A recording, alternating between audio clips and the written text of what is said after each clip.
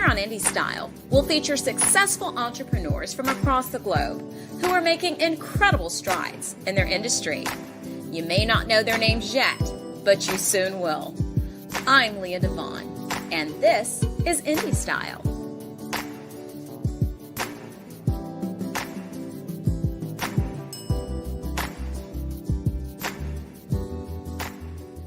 Hello, everybody, and welcome to Indie Style. I am your host, Leah DeVon.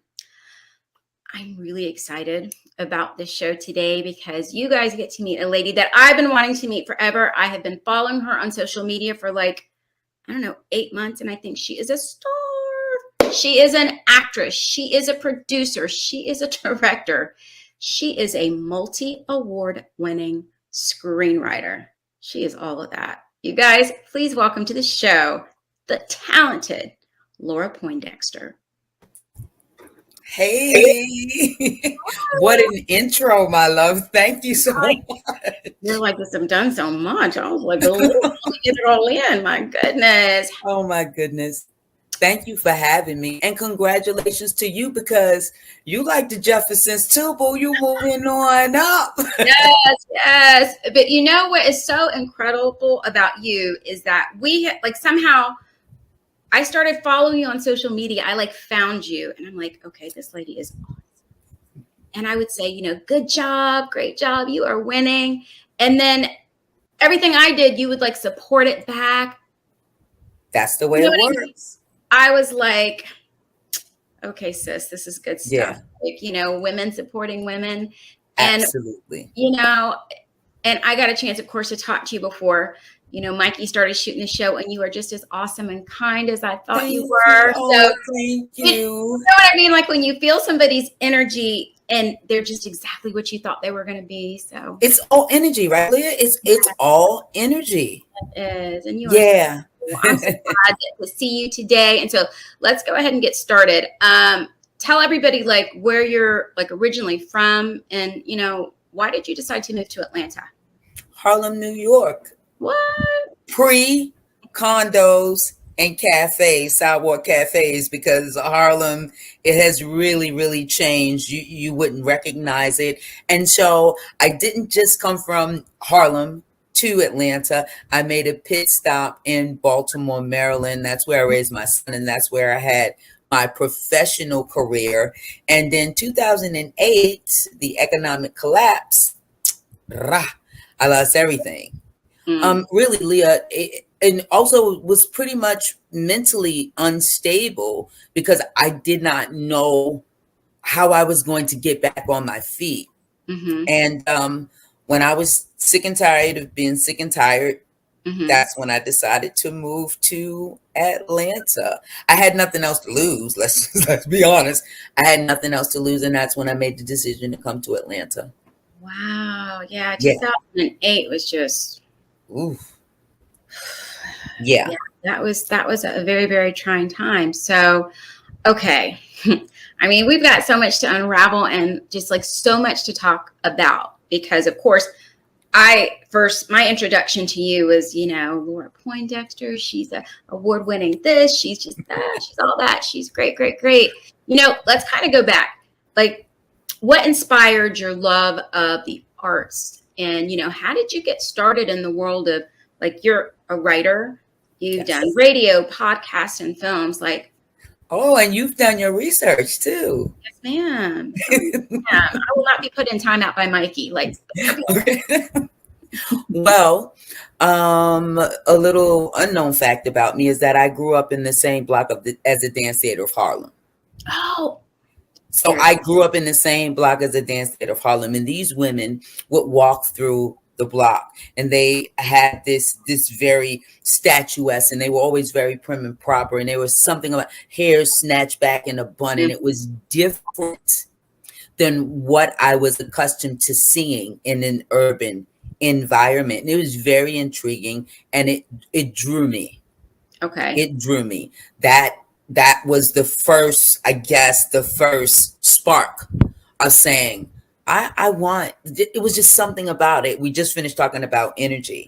I actually got a scholarship to go to the Dance Theater of Harlem, and I danced for the Dance Theater of Harlem for 4 years. Wow. What do you not do? No, but coming up, it's very difficult, Leah, to be unique. Mm. Because my peers are like, you're snobby and you speak proper. And the pressure was more than the support, if that makes any sense. And so I just said, that was foolish of me to even believe that I could aspire to be a dancer or an actress, and I dismissed it, and I thought it was all over and done. And I went through my life, and I eventually created a very nice life for myself in health and human services. And I thought that this part of this that I'm living now, I thought that was over. Wow. Yeah. That's so, very interesting, because oftentimes, like, you would think people would want to like celebrate you when you like, okay, this is my passion, and this is what I want to do. And you have to be so very careful as you're kind of maneuvering your career to be really careful who you share your dreams with. Yes, ma'am.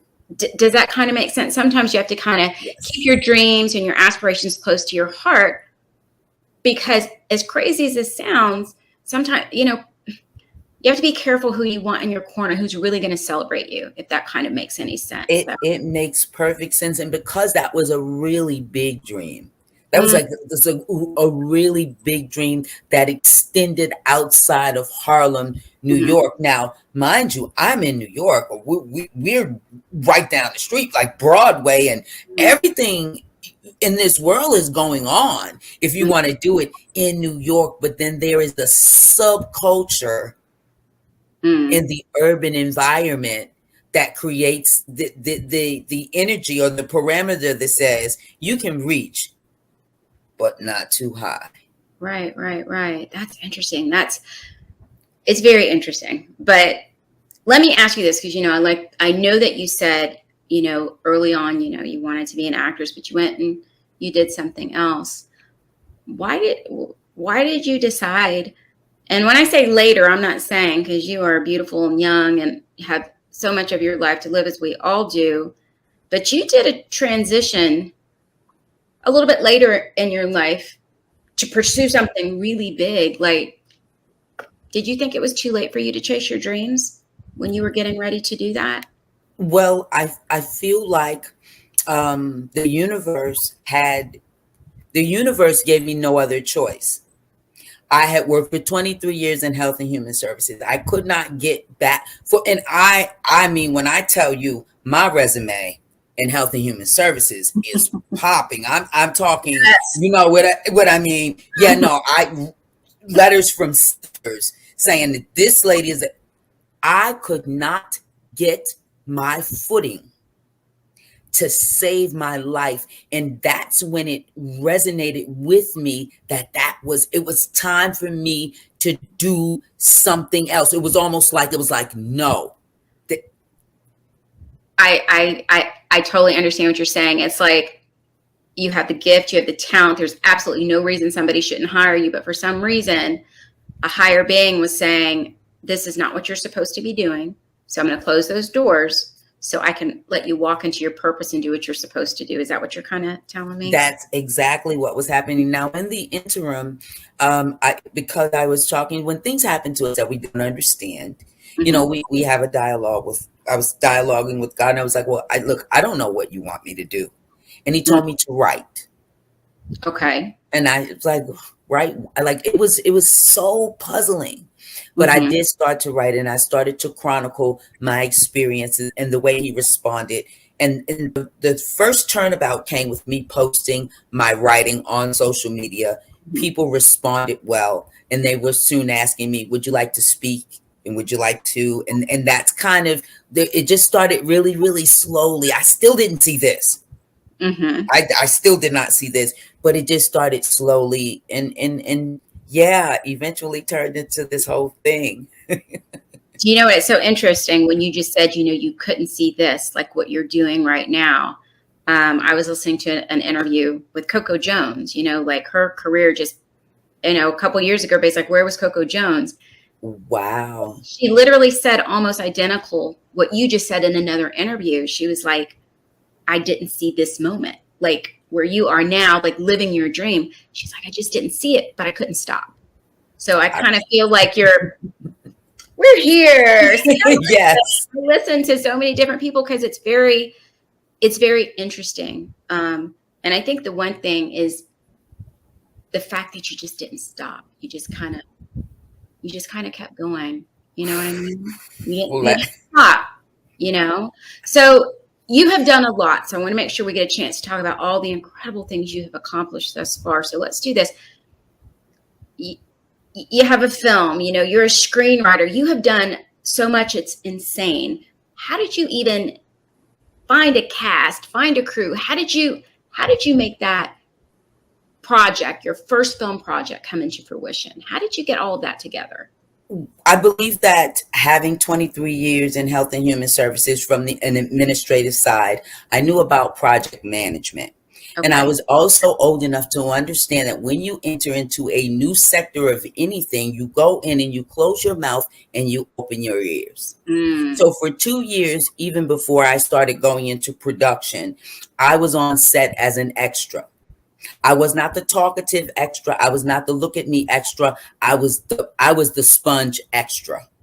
So I was paying attention to the language. I was paying attention to the lighting. I was paying attention to everything because I knew that I was going into an industry that is racist, ageist, and sexist. And I am a Black woman over 50 with no formal education. I had to learn on the ground. And for 2 years, I scrubbed toilets during the day. I went to auditions. Yes, that's what I did, because if I give you my resume and you say that you're going to hire me and now I got to go to these meetings, I was like, no, I'm not doing that. So I came and I humbled myself and I cleaned people's homes to eat. And I went to those extra auditions and I learned every single thing I could until Bobby Huntley, hey Bobby, gave me my first speaking role. Okay. And once I got my first speaking role, now I'm not watching it from afar. They're saying, Laura, I need you to come over here to mic you up. Sound rolling, reset. Yes. And I'm taking like, no, yes, no, I feel it. That is so yes. And because I'm older, I don't, Leah, let me just say this. If I would have got that opportunity when I was younger, knowing what I know about the industry, I don't know if I would have been as successful, because they might call it show business. But this is business show. 100%. 100%. Yes, yes, yes. So I come in and I have the patience, and I don't always want to be on the red carpet. I'm coming home and I'm doing online courses and I'm reaching out to other people that are doing it. Hey, can you help me? Can you point me? Can you point me there? And I was fortunate because people know I do what I do. So my first film, Choose This Day, multi-award winning film, I was funded. People, Laura, what do you want to do? Because one thing people know about me, I'll make it do what it do. Yes. I'll make it do what it do.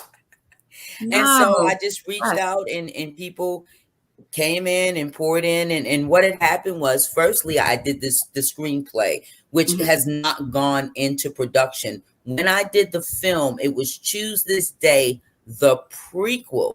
So I condensed the screenplay because I knew I still did not have enough experience or knowledge to go at a 30-pager. I looked at the script, I flipped it around, I did 10 pages, and we did a condensed version because I needed that hands-on experience. And that's kind of how I did my first film, Choose This Day. That kind of blows my mind away. But, and it's so interesting because when I was like, researching and, learning about you, and, you talk about, when you say later in your life, I mean, to me, 40 is the new 20, 50 is the new, 30, whatever, Do you get what I'm saying? People are living really long lives. And I really sat and I thought, it's so interesting to me when people are in media and entertainment and television, why they seem to think that you have to be 20 or you have to be 30 to be appealing, to have to be marketable when you're more knowledgeable, when you're older. I wish women would embrace getting older and realizing that you're more tenured, you are a better business person when you are older. And when it comes to acting, I do believe there's mothers, fathers, grandfathers, great grannies. There's roles for everybody to have. So that's kind of what I was thinking about. I know, like randomly in the car, I'm like, there's a role for everybody in the world of acting. So I wish people would kind of get out of feeling like you have to try to make yourself so young. Modify and do, yeah. But Leah, the thing too, it's so disparate. It really is sad. I am oftentimes on set with women who are my age. Mm-hmm. They don't act my age. They want to. They don't dress, and I'm not judging. They call me Miss Laura when I come on set. Yes, Auntie Laura, right. Mama Laura.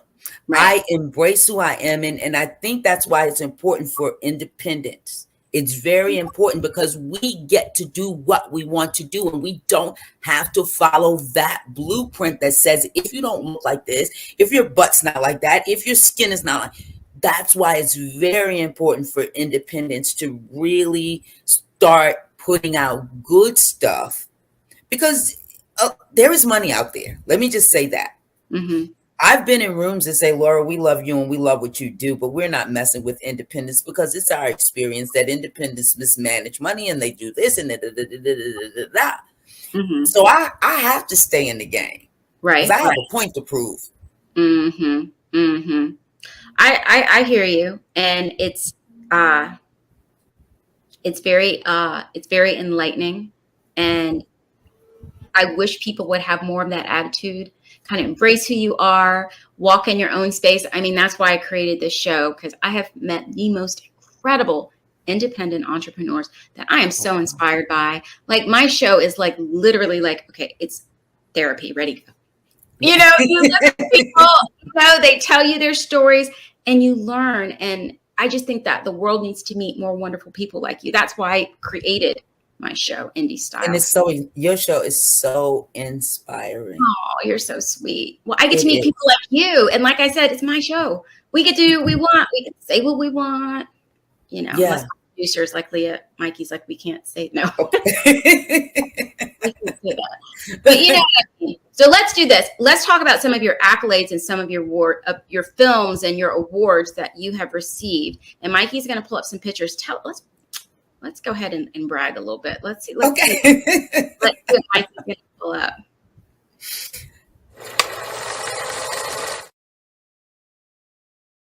Did you have anything to do with your brother's murder? And where were you at the time of the shooting? Officer Petty is Butler Ross. And no, I did not have anything to do with my brother's murder. And last night at the time of the shooting, I was home in bed asleep. My husband woke me up. So wait, that means our record's gonna be played on the radio, Lisa? Oh, calm down. All right, calm down.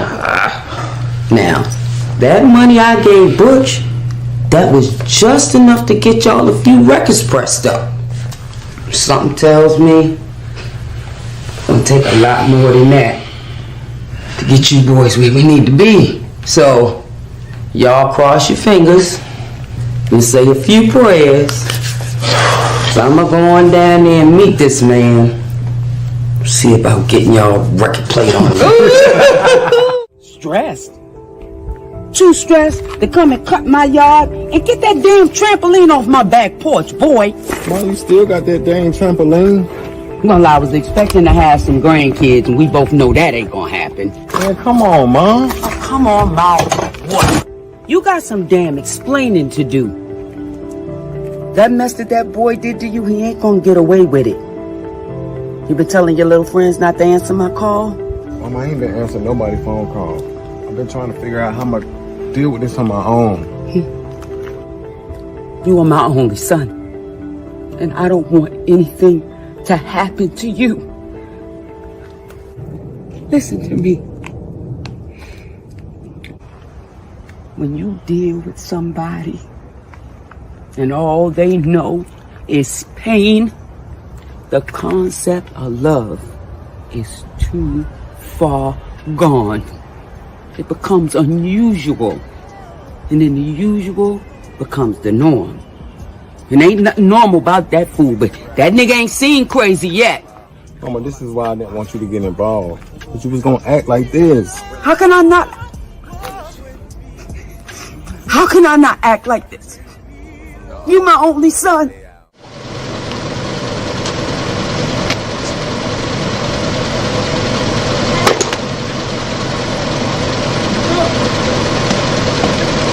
No, no,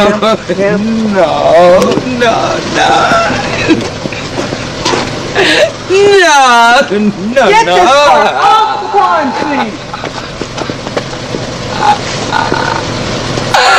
No, God, no.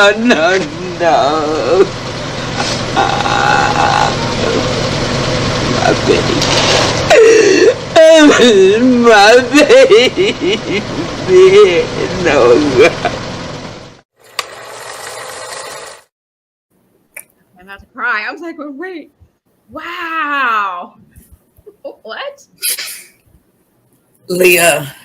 Okay, like, do not make me. I was almost late because I make myself look pretty for you, but Lord, that was like, I felt that one. I mean, you are so believable and so diverse. You're really, really talented.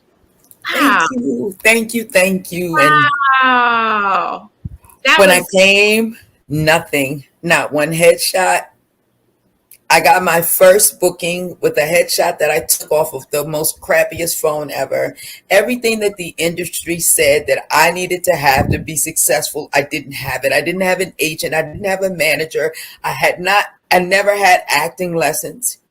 Everything they said that I was supposed to have, I had none of it.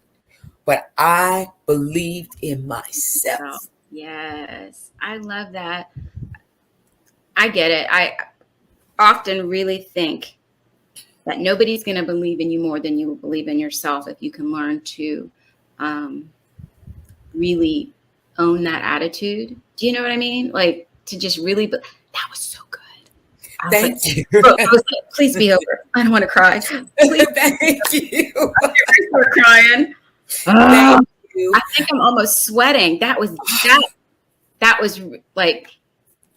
Thank you. And in order to give that type of shout out to Gregory Allen, I did 3 months with him, but in order to give those types of performances, you get to a place where you don't take anything. Mm-hmm, mm-hmm. You know, and a lot of times you want to take it because you want to act. You want those speaking roles. But Mm-hmm. I started to choose material that resonated with me, because that fed into the performance that I knew. You know what I mean? It's not that I didn't find anything that wasn't challenging, right? But I wanted it to resonate with me because I would use my life experiences and put that in there. So well, I could feel that. I have so much respect for your profession. I mean, oh my gosh, that was really, oh my God, almost made me cry. thank you. Tell us some of the awards you've won. I mean, there's so many. I can't name a few awards that you have won.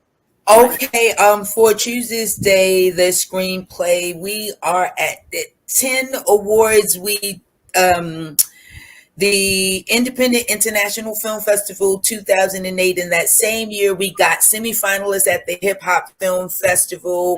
We won the Glowy Award at the Baltimore Web Fest, and that was in 2020. I mean, guys, look, I'm not being like it's snooty, a lot. but I got a lot of awards. And I'm old. And this year, my first feature film Cameras Rolling, which is a documentary, a candid, raw documentary about independent filmmaking. I've only released the trailer. We still have a few more edits to do, but currently we are standing at 5 official selections and 2 wins. My first documentary feature film, Cameras Rolling. So check me out. They're going to put up the links.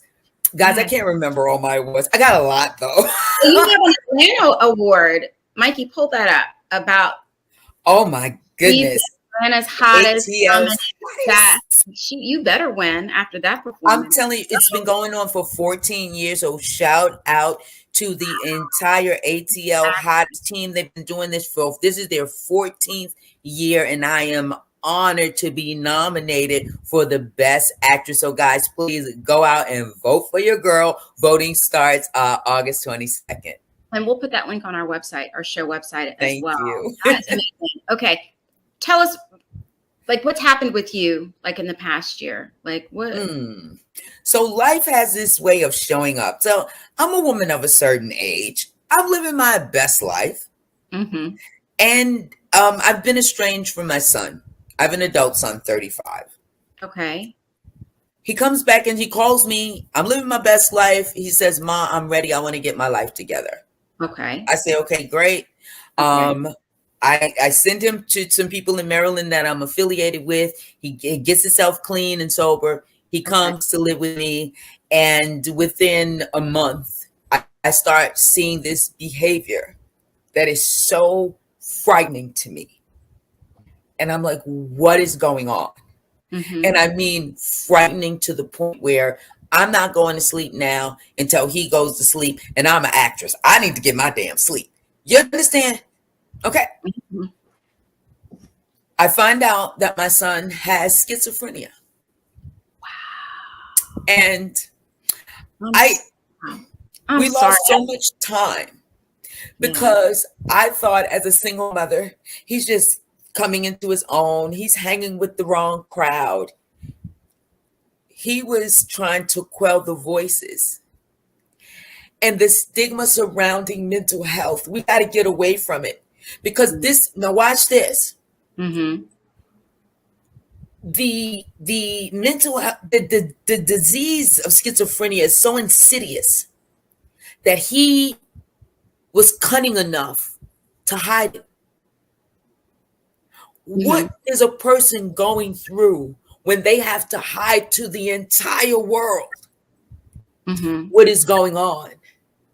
And so for the past 7-8 months, I've been relearning my son and going to doctor's appointments and making sure that he takes care of his medication. So I just want everybody to know that let's start paying more attention to our family members, because the person that we think is bad or disrespectful, they might have something else going on.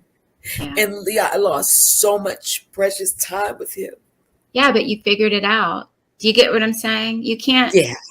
It's so interesting that, and I'm learning this just as a mom myself. We just do the best that we can. But I will tell you, I agree with you. I am that mom. Like at school, they're like, "Oh Jesus, here's Jackson's mom." Okay.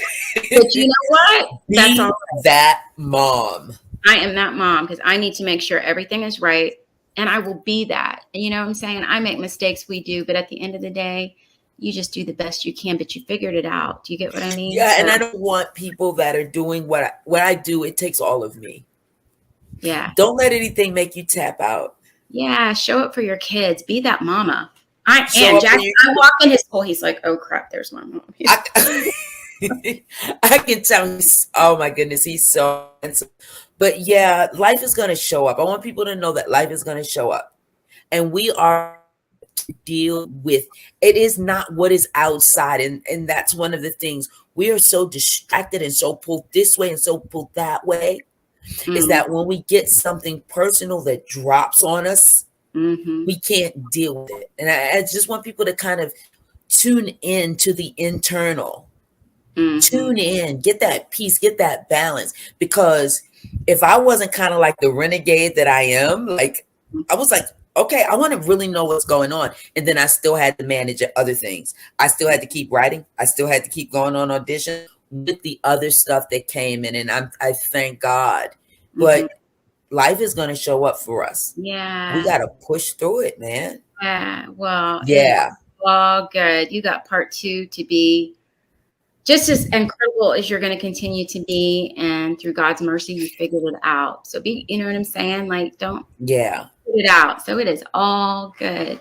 Give us a tip for success. Give somebody a tip for success. My biggest tip for success is that first people must identify what success means to them individually. I am not talking about the world's definition of success that will trip you up every single time. A success from, now you watch my show reel, but the success for me was that I came and I attempted to follow my dream because I was able to get joy and satisfaction from that. That joy and satisfaction fueled what I needed to push forward. In order to be successful, you must personally define what success means for you. Not Sally, not Jim, not Joe, not social media. What does success mean for you? Define it and live by that. And that is what will make you successful. Period. Yes. Look, I am receiving it. I get it. Trust me, I do. I do 100%. So yeah, that was such great advice. Tell everybody where we can find you on social media. Let Mikey put it up so they'll know. Oh, I am Laura Poindexter, pretty much at the Soul Writer 1 on Instagram. I am at the Soul Writer on Facebook. I am on Film Freeway as Laura Poindexter. IMDb Laura Poindexter. Backpage of Laura Poindexter. If all else fails, Google me. Google who I am. And so Siri, ask Siri who I am. They'll say Laura Poindexter is an African American artist. And then, so yeah, Laura Poindexter, Laura Poindexter, Laura Poindexter. Well, Laura Poindexter. I am so glad that I got to meet you, and I think we're going to stay connected. We are going to stay connected. Thank you so much for having me as a guest. I wish you much continued success. You are just blowing up and branching out and doing wonderful things. So thank you so much for considering me as a guest. Well, thank you for coming on. You know, I think you're wonderful, and we will continue to celebrate you because you are wonderful. So thank you so much for coming on. I appreciate it. Thank you. Okay. Okay, that was so good. Okay, guys. I hope that you have enjoyed my interview just as much as I have. Oh my gosh, Laura Poindexter is incredible, and I hope that you've been inspired just as much as I have. So I want you guys to stick around for the Indie Spotlight Artist of the Week. And until next time, I am Leah DeVon. You be well.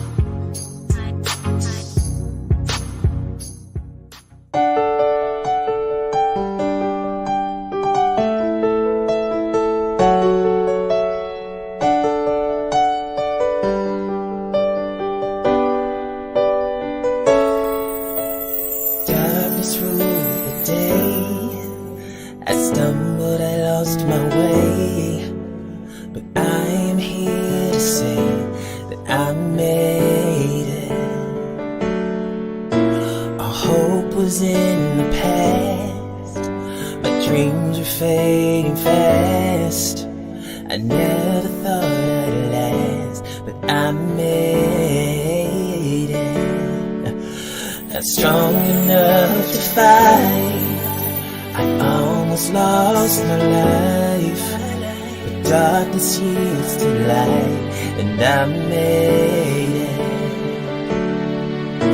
My soul was weakening, I had no peace within, but that was not the end, 'cause I made it. I made it through the storm.